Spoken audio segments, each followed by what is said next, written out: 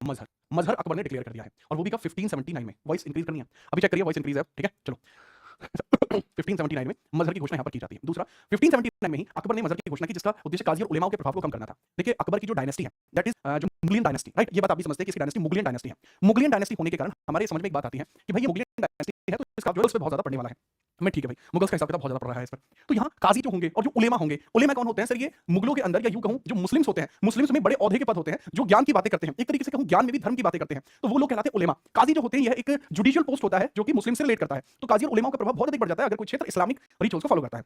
जैसे मदर की घोषणा की, इसके तहत यह तय होता है कि कोई भी विवाद है जो इस्लामिक कानूनों में लिखा हुआ है तो अकबर का निर्णय ही सर्वोपरि है। इसको मैं एक दूसरे तरीके से समझाता हूं। मान के चलिए कोई मामला 3 तलाक का आता है। मान के चलिए हमारे क्लास में दीपक कुमार नाम के छात्र दिखाई दे रहे हैं जो पीडीएफ की डिमांड कर रहे हैं। ये दीपक कुमार है, दीपक कुमार है और ये डिमांड कर रहे हैं किसी चीज की। इन्होंने कोई ऐसा कार्य किया, समथिंग इन्होंने ऐसा करा जिससे कि इस्लामिक आहत को क्षति हुई या इस्लामिक जो रिवाज होते हैं उनको क्षति हुई। तो इन्होंने कुछ ऐसा करा जिससे इस्लामिक रिवाजों को क्षति हुई, इस्लामिक रिवाजों को क्षति हुई, इस्लामिक रिवाजों को क्षति होती है कुछ क्षति हुई। इन्होंने ही कुछ ऐसा कर दिया था जिससे जो इस्लामिक रिचुअल्स हैं उनको बहुत ज्यादा यहाँ पर क्षति हो गई। तो ये हमें यहाँ पहला पॉइंट यहाँ देखने को मिला था जिससे कि इस्लामिक रिवाजों को क्षति हुई है, इस्लामिक जो रिचुअल्स थे उनको पूरी तरीके से यहाँ क्षति हुई या इनको बहुत अधिक समस्या हुई, ये हमें यहाँ पता लगता है। अब भाई दीपक कुमार के खिलाफ किसी उलेमा या काजी ने कह दिया कि भाई दीपक कुमार को 150 कोड़े मारे जाएं। अब इन्होंने की गलती क्या थी? इन्होंने कुछ ऐसा करा जो इस्लामिक रीति रिवाज के खिलाफ था, तो इस डिसीजन को फाइनल नहीं माना जाएगा।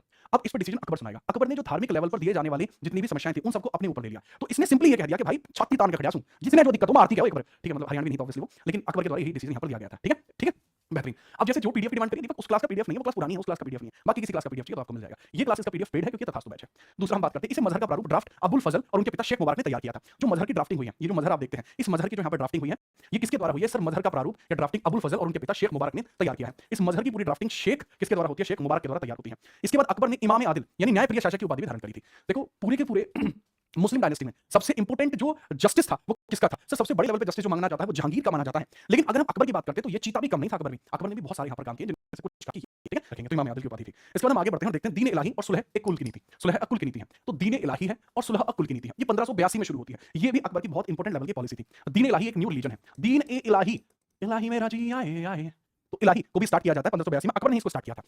अब इसमें होता क्या है सर? दीन इलाही के बारे में बता देता हूं कि 1582 ईस्वी में अकबर ने ही एक नया धर्म दीन इलाही स्थापित करा था। अकबर ने ही एक नया धर्म दीन इलाही स्थापित करा था, ठीक है। इसमें शामिल होने वाले राजा को अपनी पगड़ी अकबर के सामने रखनी होती थी, जिसके बदले उसे अल्लाहू अकबर लिखा एक बिल्ला मिलता था, ठीक है। अपनी पगड़ी अकबर के सामने रखेगा, उसको एक बिल्ला मिलेगा जिस पर लिखा होगा अल्लाहू अकबर।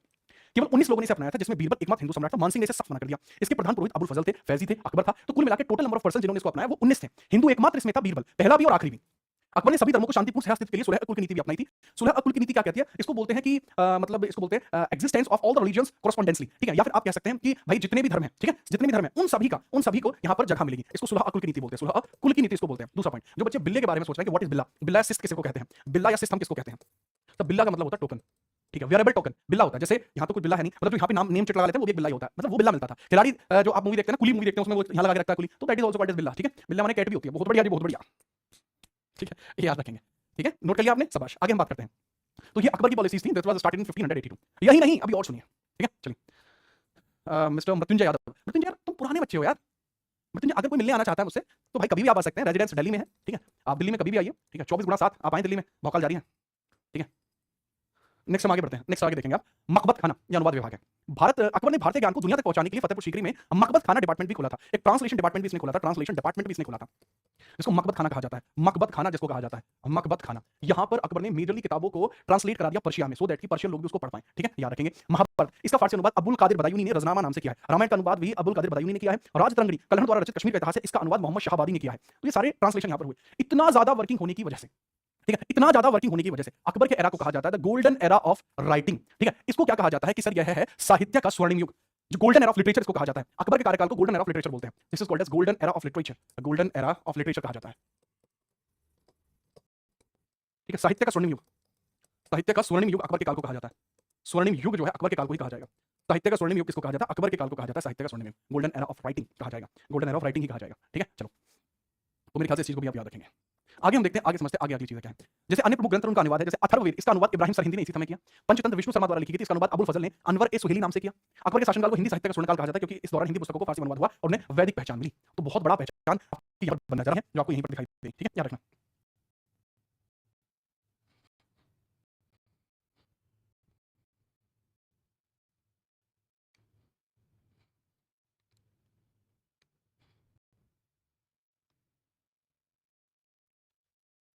ठीक है, याद रखेंगे। ठीक है भाई, तो ये हिंदी साहित्य का स्वर्ण काल था, इसको हम बोल सकते हैं this is called as the golden period of Hindi literature. ये हिंदी लिटरेचर का गोल्डन पीरियड था, this was golden period of Hindi literature. Hindi literature, golden period of Hindi literature कहा जाता है ना। चलो आगे हम बात करते हैं, इसने एक तहशला प्रणाली भी बनाई थी। अच्छा, तहशला प्रणाली से पहले अकबर के नवरत्नों की भी बात करूं, अकबर के नवरत्न भी आपको दिखाई पड़ेंगे। यहाँ इसलिए बताना जरूरी है क्योंकि अकबर के नवरत्न जो थे उसमें राइटर्स बहुत ज्यादा थे, ठीक है, याद रखना। तो अकबर के नवरत्नों के बारे में भी अपन लोग क्या डिस्कस करते हैं इधर। Now we are going to discuss about the Akbar's nine jewel, nine jewel of Akbar, nine jewel of Akbar का हम डिस्कशन यहाँ पर करने जा रहे हैं, ठीक है। अकबर के नाइन ज्वेल यानी नवरत्न, अकबर के नवरत्नों का डिस्कशन हम यहाँ करने जा रहे हैं। अकबर के नवरत्न, अकबर के नवरत्न, नवरत्न, अकबर के नवरत्न, नाइन ज्वेल की हम बात करते हैं, नाइन ज्वेल ऑफ अकबर, ठीक है। चलो, तो अकबर के नवरत्नों के बारे में अगर हम डिस्कशन करते हैं तो वह कैसे कैसे डिस्कशन इसका सक्सेसफुल रहा है, नाइन ज्वेल ऑफ अकबर किस तरीके से सक्सेसफुल रहता है। सर यहाँ पे सबसे पहले है बीरबल, बीरबल जिसका नाम है महेशदास, महेशदास बीरबल है, दैट इज जिसको महेश के नाम है, महेशदास बीरबल, ठीक है। दूसरा पर्सन आपको यहाँ देखने को मिलेगा बीरबल के बाद, पहला तो है बीरबल, दूसरा हम यहाँ पर समझते हैं, दूसरा कौन है, दूसरा है सर यहाँ पर तानसेन, रामतनु पांडे तानसेन, तानसेन। अच्छा, बीरबल की डेथ होती है अटॉक में, अटॉक एक जगह है सिंध में, तो वहां इनका मकबरा भी बनाया गया है, अटॉक का किला, ठीक है। तानसेन, इनका नाम क्या है, रामतनु पांडे, ग्वालियर घराने से है, रामतनु जी हैं ये, रामतनु पांडे जी, राव पांडे से है, पांडे, ध्यान रखियो। आगे चलो फिर तीसरे नंबर पे कौन होगा जी, ठीक है, बीरबल, तानसेन, और आगे चलो, आगे कौन होंगे, दैट इज मान सिंह, ठीक है। मान सिंह भाई साहब होंगे यहाँ पर, मान सिंह जी होंगे भाई साहब, आपके सेनापति सूत्र होते हैं, ठीक से, राजस्थानी है जी। आगे बढ़ेंगे, देन हम देखेंगे चौथा नंबर पे होंगे आपके जो टोडरमल साहब हैं, टोडरमल जी हैं आपके फाइनेंस मिनिस्टर हैं, वित्त मंत्री हैं जी। इसके अलावा अबुल फजल फैजी, ठीक है, पांचवें अबुल फजल, अकबरनामा इन्होंने लिखी है, देन फैजी, फैजी, ठीक है। सातवें आपके हैं हकीम हुमाम, हकीम हमाम है या हुमाम कह सकते हैं, हकीम हुमाम, पांचवा, छठा, सातवां, आठवां, और हकीम हुमाम के बाद आपको कौन देखने को मिलेंगे वो भी समझिएगा, मुल्ला दो प्याजा, ठीक है, मुल्ला दो प्याजा, मुल्ला दो प्याजा, और अबुल रहीम खाने, एंड अबुल रहीम खाने खाना, अबुल रहीम खाने खाना, अबुल रहीम खाने खाना। अब यहाँ पे एक मसला है कि कुछ लोगों का मानना है कि हकीम हुमाम शामिल नहीं थे, इनके स्थान पर भगवान दास थे। तो आप राजस्थान के बच्चे हैं, अगर आप राजस्थान से तो आप ये लिखना, अगर आप इंडिया के किसी और पार्ट से आप हकीम हुमाम लिखना, भगवान दास मत लिखना भाई, ठीक है। चलो याद रखना, जो बता रहा हूं ध्यान से लिखते जाओ, स्मार्ट मत बनना, बस हीरो बनने की कोशिश मत करना भाई।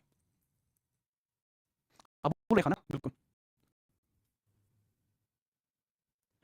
मृत्युंजय भाई जल्दी आएंगे।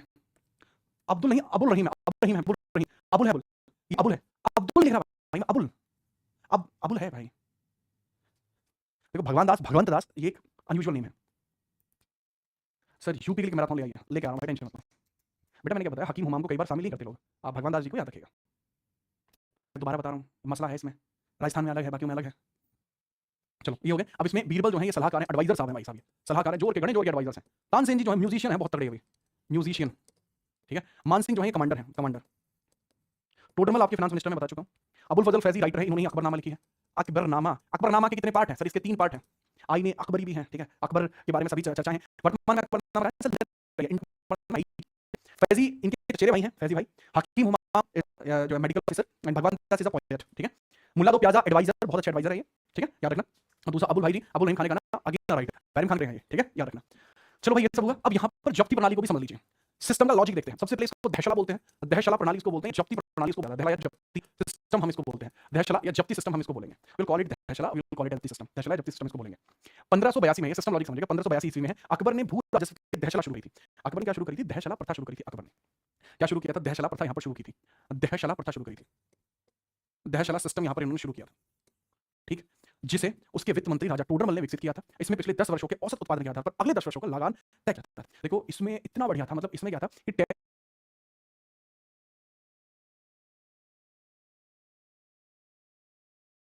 ईयर का बेसिस रखा गया कि आपका वेतन भी 10 साल के बाद बढ़ाया जाएगा, आपका टैक्स भी 10 साल के बाद बढ़ाया जाएगा। अभी जो रखा जाएगा परसेंटेज बेसिस पर रखा जाएगा। अभी जो टैक्स रेट चल रहा था वो फ्लैट चल रहा था। फ्लैट टैक्स रेटों में बहुत दिक्कत आती है। अगर टैक्स रेट होता है तो एक व्यक्ति को 50 कमाना है उसको भी 1000 रुपए देने, एक व्यक्ति को 1000 कमाना है उसको भी 1000 देने, तो फ्लैट रेटों की वजह से दिक्कत चल रही थी। प्लस जो महंगाई इतनी बढ़ चुकी थी मार्केट में, फिर उनका सब खत्म नहीं था। तो यहाँ पर क्या होता है, यहाँ पर इस प्रथा को शुरू किया गया। तो टोटल क्या करते हैं, पिछले 10 साल का भी एवरेज है, मार्केट एवरेज है, उसके बेसिस पे करते हैं। क्योंकि इन्फ्लेशन आती है, इन्फ्लेशन हर साल आता है, इन्फ्लेशन नहीं आएगा, मार्केट क्रैश। इन्फ्लेशन को आने के लिए ही यहाँ पर लॉजिक से स्प्रेड किया जाता है 10 साल के बेसिस पर। किसको किया, so that was the Todarmal. एक बात बताऊं, टोडरमल से ये पहले किसके दिमाग में आ चुका था, शेरशाह सूरी का। माना कर भूमि नापने के लिए गज सिकंदरी की जगह इलाज होने लगा। अब लगभग सेम ही है। इस प्रणाली को टोडरमल की जब्ती प्रणाली भी कहा गया, जिसमें लगान की दर 1/3 तय की गई, 1/3 दर की गई, जो लगभग आज के टैक्सेशन मैक्सिमम हिस्सा हो सकता है। ठीक है, मैं देखो तुम लोगों को अपनी टैक्स स्लैब बता सकता हूं कि मेरी सैलरी का टैक्स स्लैब कितने हैं, तो मैं 30% टैक्स स्लैब में आऊंगा। I will come 30% of the tax slab, तो उसी हिसाब से इनका टैक्स स्लैब 130 है, ठीक है, 1/3 या 33% हो जाएगा। और वर्तमान में टैक्स स्लैब के बेसिस पर आपका कितना बनता है, 1/3 बैठता है।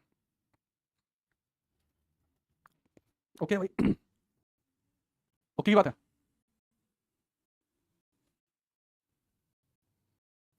भाई यार कम से कम लाइक तो कर दो। आगे बात करें टोटल के भूमि की श्रेणी में बताया था, ये बहुत जरूरी है। अगर आप में से किसी बच्चे का स्टेट का पेपर है, स्टेट के पेपर का मतलब क्या है? देखो, अगर आप लोग राजस्थान एडमिनिस्ट्रेटिव सर्विस का एग्जाम देना चाहते हो, यूपीपीएससी का एग्जाम देना चाहते हो, या इसमें से कोई और पेपर है आपका, तो जरूरत पड़ेगी आपको इसे देखने की। जैसे टोडरमल ने उत्पादकता के आधार पर भूमि को 4 हिस्सों में बांट दिया था, भूमि को 4 पोर्शंस में बांट दिया था। तो टोडरमल के द्वारा क्या किया गया था कि on the basis of the production the land was divided into 4 portions. On the basis of production classified into 4 portions. 4 portions भूमि को 4 हिस्सों में बांट दिया गया था। पहली थी पोलस, सबसे उपजाऊ भूमि जिस पर हर वर्ष खेती होती थी। पोलस सबसे उपजाऊ भूमि थी जिस पर हर वर्ष यहाँ पर खेती होती थी, वो पोलस कहलाती है। दूसरी पर्वती, कम उपजाऊ भूमि है जिससे 1-2 वर्ष के लिए खाली छोड़ जाता था। ठीक है, ठीक है। तीसरी है चाचर, ये 3 से 4 वर्ष खाली रहती है। और अगली है आपकी बंजर, जो 5 वर्ष से अधिक खाली रहती है। अकबर ने बंजर भूमि से टैक्स ना लेने का आदेश दिया था, कहा था कि बंजर भूमि से कोई टैक्स नहीं लिया जाएगा। राजस्थान की बंजर भूमि भूमि में कंसीडर होती थी। ठीक है, इसलिए राजस्थान में से इतना नंबर ऑफ द टैक्स मुगलों को नहीं गया है। ठीक है, इसके बारे में याद रखना। ठीक है, बच्चा है फिर आप पर बहुत भरोसा है, जल्दी आइएगा मैराथन जी के लिए, यूपी पुलिस के लिए। अगर आप मुझ पर भरोसा है, निश्चिंत रहिए, आपके भरोसे को कभी खराब नहीं जाने देंगे, जाया नहीं जाने देंगे। आज नोटिफिकेशन किसी को भी नहीं गया और मैंने भी कोई टेक्स्ट मैसेज नहीं भेजा। अब मैं धीरे-धीरे चीज़ों में बहुत समझदारी दिखाता जा रहा हूँ, क्योंकि ये चैनल खून पसीने की मेहनत से कमाया हुआ चैनल है। ठीक है, ये याद रखिएगा। आगे बात करते हैं मनसबदारी सिस्टम 1575। अब इधर मनसबदारी सिस्टम को समझिएगा, मनसबदारी सिस्टम क्या है? ठीक है, इसको हम बहुत ध्यानपूर्वक समझते हैं। That was मनसबदारी system of 1575। इसकी उत्पत्ति कैसे होती है? 1575 ईस्वी में अकबर ने मनसबदारी प्रथा शुरू की, जो मंगोलियन से प्रेरित एक प्रकार की जो है कह सकते हैं एक प्रथा थी, कार्यप्रणाली। इसमें जात और सवार नाम के संख्यात्मक पद दिए जाते थे, जो मनसबदारों को रखने वाले घोड़ों की संख्या बताते थे। मनसब की संख्या न्यूनतम 10 से शुरू होकर अधिकतम 12,000 तक होती थी, मनसब जो होते थे। ठीक है, याद रहेंगे। आगे हम श्रेणियां और पहचान हम यहाँ पर करते हैं। कैटेगरी एंड आइडेंटिफिकेशन हम देखते हैं, कैटेगरीज एंड आइडेंटिफिकेशन देखते हैं। यह व्यवस्था 66 श्रेणियों में बटी थी। हालांकि अबुल फजल ने 33 बताई हैं। और घोड़ों की पहचान के लिए दाग महाली प्रथा चिन्ह चला करते थे। दाग प्रथा बहुत कॉमन हो गई थी, जो हर जगह यूज होती थी। ठीक है, इसको आप नोट कर लेंगे, बहुत सिंपल है। मनसबदार की संख्या न्यूनतम 10 से शुरू होकर 12,000 तक होती है। मनसब पैसा मिलता है ना, ठीक है, याद रखना।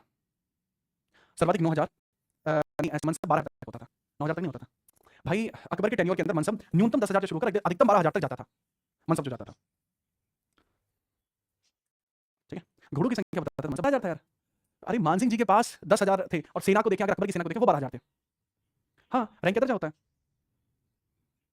परफेक्ट। डाक सिस्टम को अलाउद्दीन खिलजी ने शुरू किया था। ऐसा हो सकता है कि राजस्थान की जीके में और हमारी नेशनल जीके में इसमें एक डिफरेंस हो सकता है, मुझे भी थोड़ा-थोड़ा याद आ रहा है। ठीक है, मुझे भी थोड़ा याद आ रहा है, ये 10,000 होना चाहिए था, बट स्टिल ये शायद 12 है एसएससी के लिए, तो जहाँ तक मुझे पता है। बच्चे जो इंग्लिश वाले बच्चे हैं, वो इसको लिख लेंगे। Akbar started a मनसबदारी system, मनसबदारी system, मनसबदारी system. ठीक है, that is started by, it has a Mongolian origin. इसका मंगोलियन ओरिजिन है जो यहाँ पर स्टार्ट हुआ है। हमें पर ये भी लगता है मनसब होता है, मनसब इज कॉल्ड एज रैंक। मनसब एक तरीके से यहाँ पे रैंक होती थी, रैंक पोस्ट आप कह सकते हैं, राइट, रैंक पोस्ट कह सकते हैं। मनसब की संख्या 10 से लेकर 12,000 तक हो सकती थी। ठीक है, याद रख सकते हैं, याद रखेंगे। जैसे मैं बताऊँ वैसे याद रखना, अपनी तरफ से एडिशन करने की जरूरत नहीं है। अगर कोई परिवर्तन होता है तो इस संख्या में होगा, जो 10,000 से मैं बता रहा हूँ, ये शायद 7,000 से 10,000 हो सकती है, बट इसमें हम इसमें चेंज कर लेंगे। ठीक है, थोड़ा और याद रखना। हाँ, मुझे लगता है कि एसएससी में रहा है कंफर्म, मुझे राजस्थान वाला पोर्शन नहीं आता, क्योंकि आरएएस वाले सब्जेक्ट के लिए मैं पढ़ रहा हूँ।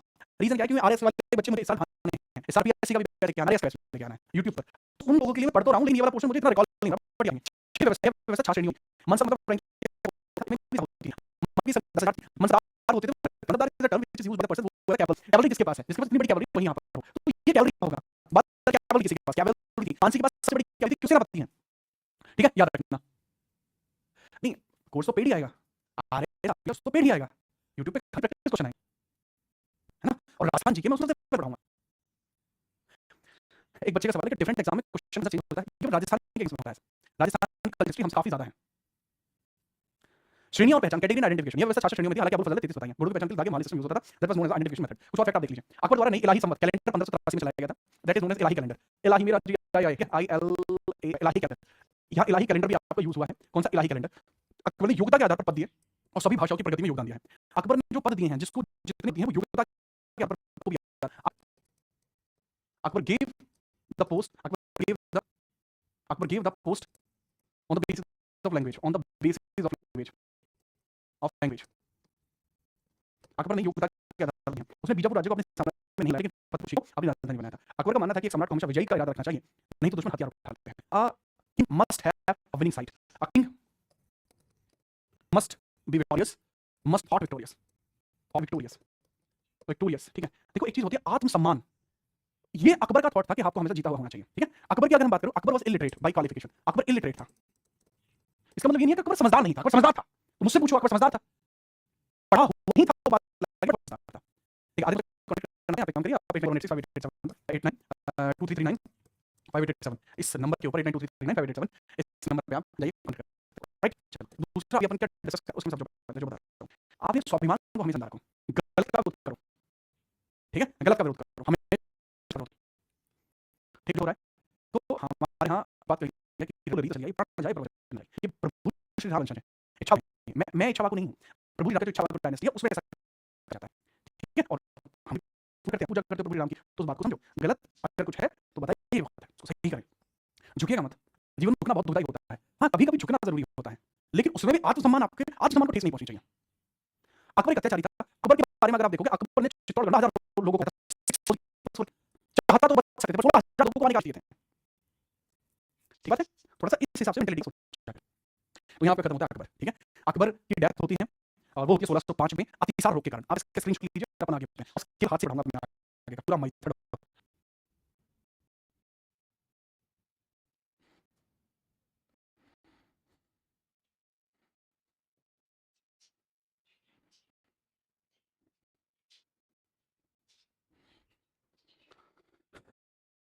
नेक्स्ट बात करते हैं हैंड फॉर्मेट के साथ।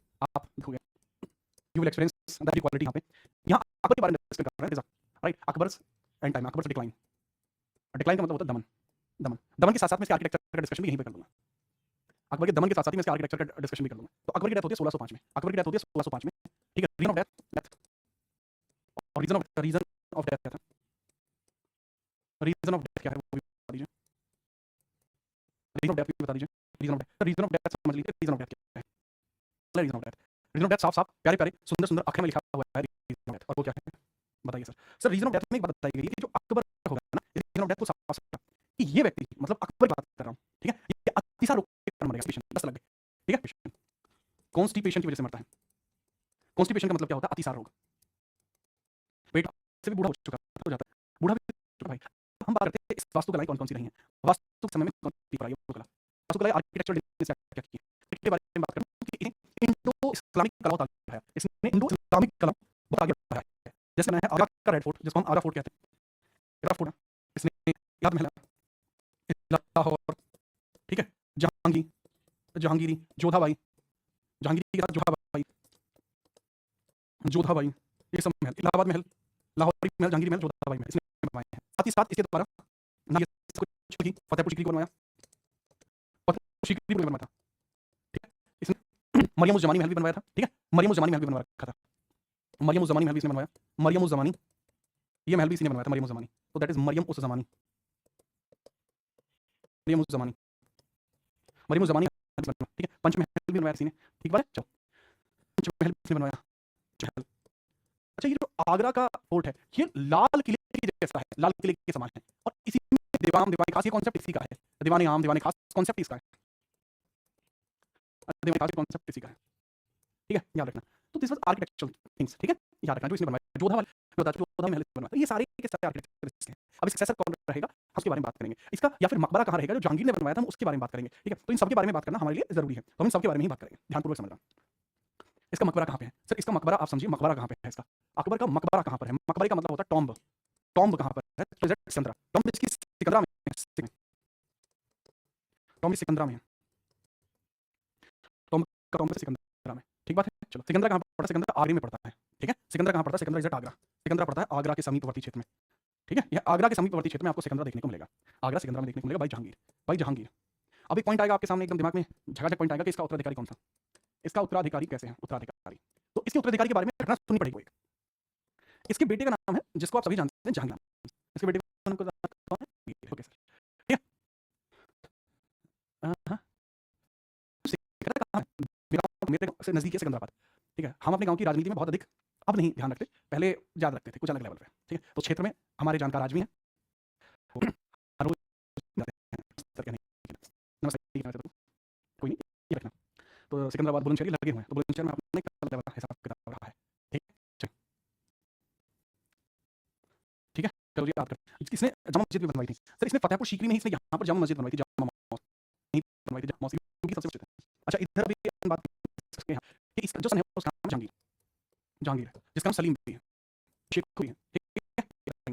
यहाँ पर सर 1602 की बात है, 1602 जहांगीर जहांगीर अबुल फजल को मरवा दिया, अबुल फजल को मरवा दिया, अबुल फजल माल गए, अबुल माल मरवा दिया, बुला के हाथ मरवा दिया, मंदेला के मरवा दिया, मंदेला के हाथों मरवाया, 100 रुपए प्लस 25 है, 25 राजा बना, ये बात बन गई, ये ऐसे छोड़ नहीं मारा। अकबर ने जहांगीर का बेटा, अकबर का पोता खुसरो, अब पुत्र था का मतलब है ग्रैंडसन, ग्रैंडसन जिसका मतलब है भाई खुसरो का नाम, उसका नाम था खुसरो, तो खुसरो को ही लीडर दिया गया, तो ये रही गई, इसका जो उत्तराधिकारी होगा, जिसका सक्सेसर होगा, तो अकबर ने अपने ग्रैंडसन को अपना सक्सेसर चुना था। नोट करो फटाफट से, खतरनाक तरीके से आप नोट करिए। देना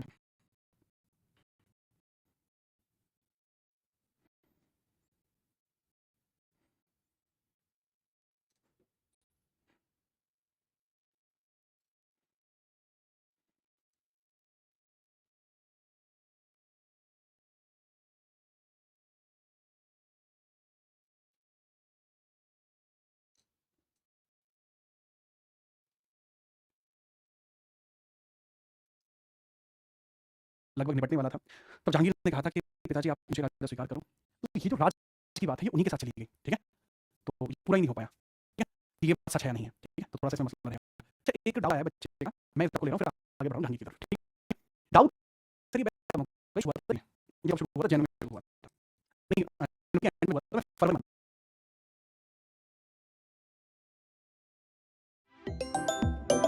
Money incoming call.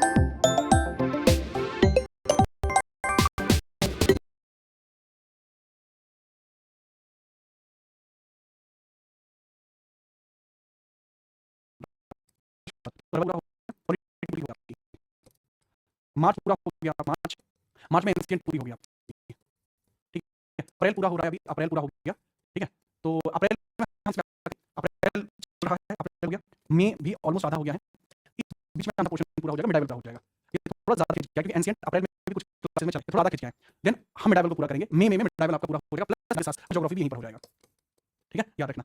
मई के बाद जून का जो महीना होगा, जून के महीने में आपकी 2 क्लास चलाएंगे, जून के महीने में 2 क्लास चलाएंगे आपकी, एक इसमें मॉडर्न की और एक मॉडर्न के साथ इंडियन ज्योग्राफी, और जुलाई में जाएगी आपका अगस्त में, और जुलाई में ये आपका कवर हो जाएगा पूरा, जुलाई में ये पूरा होना चाहिए, ये हमारा शेड्यूल है आगे, ठीक है, थोड़ा सा याद रख लेना, कंप्लीट होगा, खत्म कुछ नहीं होता हमारे यहाँ। जब जहांगीर के बारे में लिखिए, ये तो आपका परसों ही खत्म होना है, ये तो कंप्लीट कगार पे है, कंप्लीट की कगार पर है।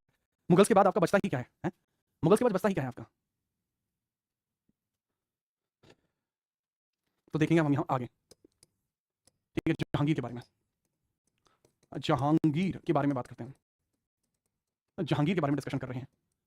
लीजिए सर, जहांगीर के बारे में बताइए। तो देखो भाई, तो जहांगीर का हिसाब किताब है, ठीक है, चलो और उसके बारे में समझते हैं, ठीक है। काफी खराब राजा रहा है, 1605 में रूलर बना, 1605 में रूलर बना, 1627 तक रूलर रहा है, लेकिन इसकी उससे पहले इसका विवाह कई सारे हो चुके हैं। इसकी पर्सनल इन्फॉर्मेशन देखते हैं और एज ए किंग अलग देखेंगे, पहले इसकी पर्सनल इन्फॉर्मेशन देखते हैं, पर्सनल यानी इसकी व्यक्तिगत जानकारी देखते हैं, इसकी व्यक्तिगत जानकारी हम थोड़ी सी देखते हैं, पर्सनल लेवल पर इसको थोड़ा डिटेलिफाई करते हैं, डिटेलिफाई का मतलब इसके बारे में चर्चा करते हैं, ठीक है। चलो देखो, अब हम बात करते हैं व्यक्तिगत लेवल पर, तो सबसे पहले कि भाई जहांगीर है, जहांगीर के बारे में थोड़ा सा बताओ कि सर जहांगीर का हिसाब किताब कैसा रहा है, जन्म कब होता है इसका, जन्म के बारे में पता लगता है 1569, इसका फतेहपुर सीकरी में हुआ, फतेहपुर सीकरी में इसका जन्म हुआ, ठीक है। बचपन का नाम इसका सलीम भी रहा है, सलीम इसी का दूसरा नाम है, सलीम इसी का दूसरा नाम है। दूसरा पॉइंट होता है इसका विवाह कब होता है, सर इसका विवाह, तो इसका विवाह तो 1580 में जगत गोसाई से, जगत गोसाई से होता है, और दूसरा इसका विवाह होता है 1586 से 88 के बीच में।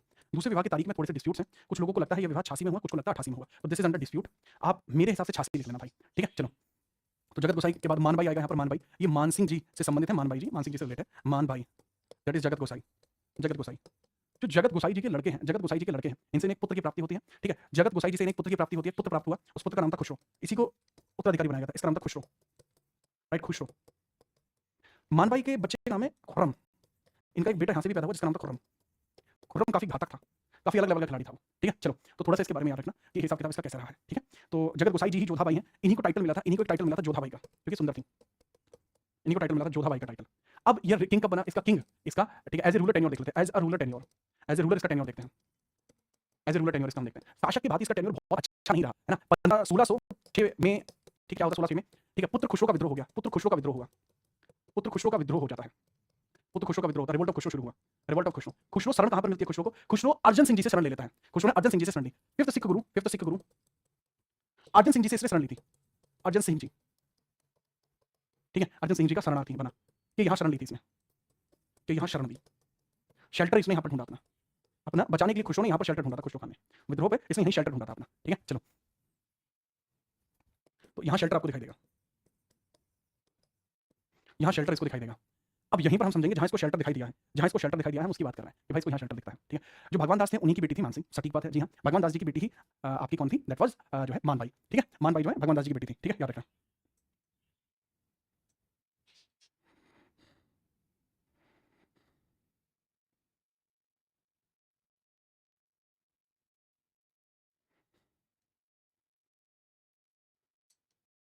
याद रखेंगे। ओके सर, देन हमें पता लगा कि यहाँ शरण वगैरह ही लेता है। ठीक है, लेकिन 1606 में इस विद्रोह को दबाने के लिए 1606 में जहांगीर के द्वारा दोनों की हत्या कर दी जाती है। जहांगीर के आदेश पर हत्या, जहांगीर के आदेश पर, जहांगीर के आदेश पर हत्या कर दी जाती है। खुसरो की भी हत्या और अर्जन सिंह जी की भी हत्या, खुसरो और अर्जन सिंह दोनों की हत्या कर दी जाती है। खुसरो प्लस अर्जन सिंह जी दोनों की हत्या कर दी जाती है। अर्जन सिंह जी की हत्या कर दी जाती है, यानी दोनों की हत्या कर दी जाती है, खुसरो की भी और अर्जन सिंह जी की भी, तो दोनों की हत्या हो जाती है। ठीक है, मेरे ख्याल से आप में आया हो। अरे निकी क्या हुआ? अरे भाई ये क्या हुआ? तो साथ में स्टोरी बेटा रुक जा, मुझे पूछ लेते हैं। ठीक है, इधर देखते हैं।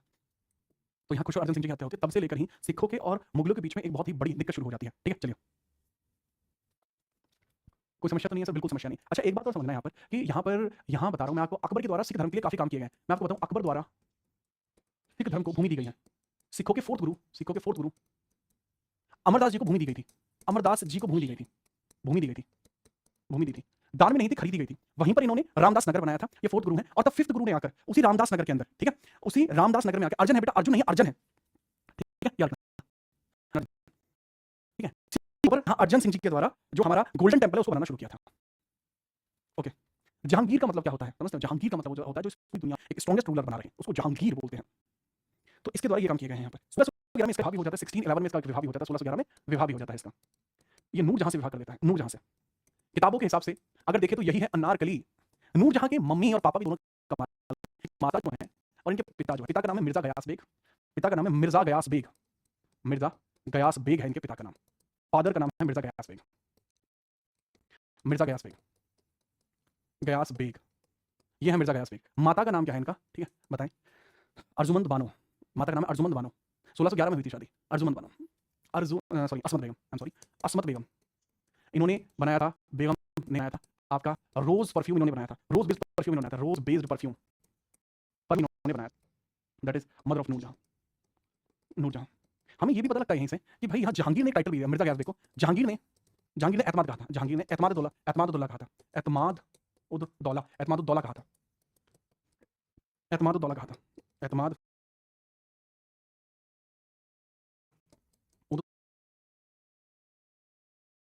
उद्दौला कहा था।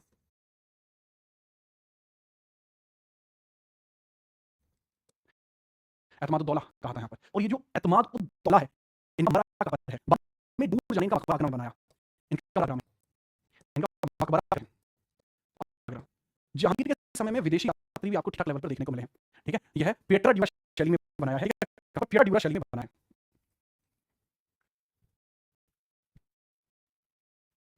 किस शैली में बनाया है? ये पियट्रा ड्यूरा शैली में बनाया है। शैली कौन सी है यहाँ पर? शैली पियट्रा ड्यूरा, ड्यूरा,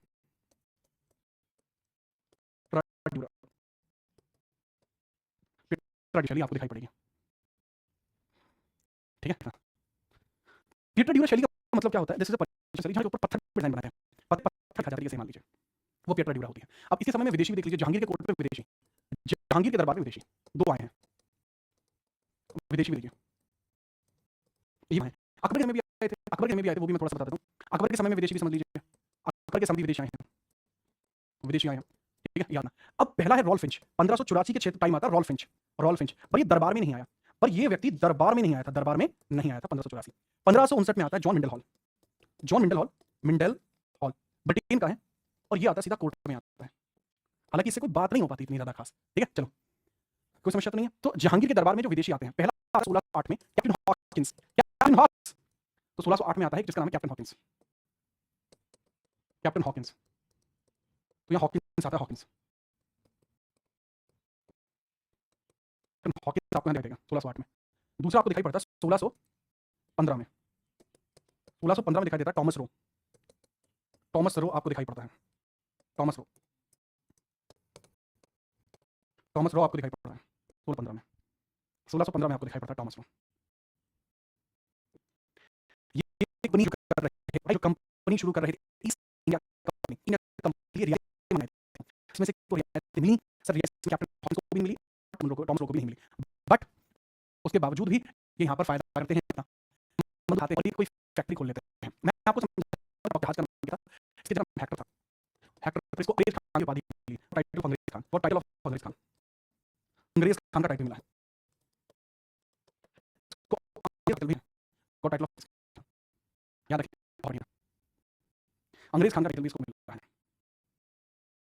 हैक्टर ट्रैक्टर ले आता, हाँ, पानी में कौन चलाता फिर उसे, चाचा, ठीक है। इसकी संधि हुई है, संधि राजपूताना से हुई है 1615 और 1615 की ट्रीटी निकलेगी, मेवाड़ संधि को देखने को मिलता है, मेवाड़ संधि। हम मेवाड़ पर अटैक नहीं करेंगे, मेवाड़ ऊपर नहीं करेंगे, ये अमर सिंह जी जहांगीर के बीच में, वित्त एंड जहांगीर के बीच में होती है, और जहांगीर के बीच में होती है। हालांकि यहाँ पे मेरा ऐसा मानना है कि इनको संधि नहीं करनी चाहिए थी अमर सिंह जी को, ठीक है, याद रखना। मुझे ऐसा लगा कि अमर सिंह जी जहांगीर के मध्य होता है, it is known as Mewar treaty, Mewar treaty, और वो इसलिए करनी पड़ी ताकि मेवाड़ पे फर्दर अटैक्स ना करें। चलो ठीक है, आगे बात करें। एंड ये कहा गया था ना कोई अड्डा, ना ही कोई वैवाहिक संबंध आगे बनेंगे। और मंगलवार है तो मंगलवार के लिए याद रखना, कठिन थोड़ा होता पाही, और गुरु सुग्रत निमन मुकुर सुधारी बन गुरु बिमल जसु जो दायक फल जानी बुद्धिहीन नितन जान के सुमिरो पवन कुहार बल बुद्धि विद्या देव हर को कछ विकार। आपके जीवन में इस प्रकार की पंक्ति प्रकार करिए, आपको जीवन सरल लगने लगेगा। दूसरा समझे 1625 में इसकी हालत खराब हो जाए, जहांगीर का स्वास्थ्य खराब होता है, जहांगीर का स्वास्थ्य खराब होगा, खराब खराब होगा, बहुत ज्यादा करने ट्रैवल किया था, तो इस पर यात्रा शुरू करी थी। दोपहर में 40, मैंने कुछ खाया नहीं है ना सुबह से, तो मेरे लिए तो कोई टेंशन ही नहीं, नहा के क्लास ले रहा हूँ, सुबह आया ही नहीं, तो मेरे लिए तो कोई टेंशन नहीं, मैं बोल सकता हूँ झूठे मुंह है ही नहीं मेरा अभी तो, ठीक है। तो जहांगीर का स्वास्थ्य खराब हुआ, Jahangir God health bad health, आज मैं चाय भी नहीं पी सुबह से, है ना, तो यहाँ पर जहांगीर का स्वास्थ्य पूरी तरीके से खराब हो जाए। अब इसके बारे में हम बात करें, प्रेम प्रतीत कपि विजय सदा धरे ध्यान सकल शुद्ध करे हनुमान, ये भी बहुत जोड़ा है, बट ध्यान दे लो अभी, ठीक है। जहांगीर गॉट बैड हेल्थ, इस वजह से इसने यहाँ पर यात्रा शुरू की थी, तो 1625 से लेकर 27 के बीच में इसकी यात्रा रही है। इसी यात्रा के दौरान 1625 में इसने निशांत बाग बनवाया था, निशांत बाग बनवाया था इसने, वो भी कहां पर, कश्मीर में बनवाया, कश्मीर में बनवाया था। शालीमार बाग भी बनवाया था, वो भी कश्मीर में था, शालीमार भी इसने बनवाया था, शालीमार भी इसने बनवाया, वो भी कश्मीर था। इसके अलावा 1627 में लाहौर में बाग बनवाया था, लाहौर में भी शालीमार बाग था, लाहौर में शालीमार बाग बनवाया था, 4 बाग इसने भी बनवाया था, और इन एंड यहीं इसकी डेथ हो जाती है, और यहीं शादरा में डेथ हो जाती है, शादरा लाहौर में डेथ हो जाती है, शादरा लाहौर में डेथ, लाहौर यहीं पर इसकी मृत्यु हो जाती है। और जहां इसकी मृत्यु हुई है, जहां इसकी हुई है, जहां मकबरा हो गया, यहीं मकबरा बनवाया, नहीं मकबरा बनवाया, मकबरा बनवाया, यहीं उन्होंने मकबरा बनवाया, ठीक है। चलो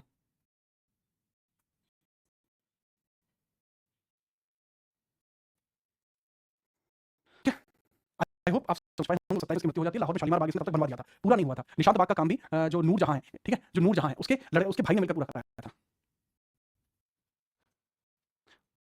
और हाँ, यही नाम था, एक मकबरा हुकूमत में, तो आप क्या हो गया, और औरंगजेब दोनों देंगे, फिर के बचे टाइम में हम अगले दिन आपका एक रिकॉर्डेड लेक्चर भी आएगा ना, जो होगा साउथ इंडियंस का, ठीक है, पूरी तरीके से निपटाएंगे। और एक फिर आपका लेक्चर बचेगा बच्चे, क्योंकि लास्ट क्लास हमारी यूट्यूब पे रहती है ना, इसलिए अनूर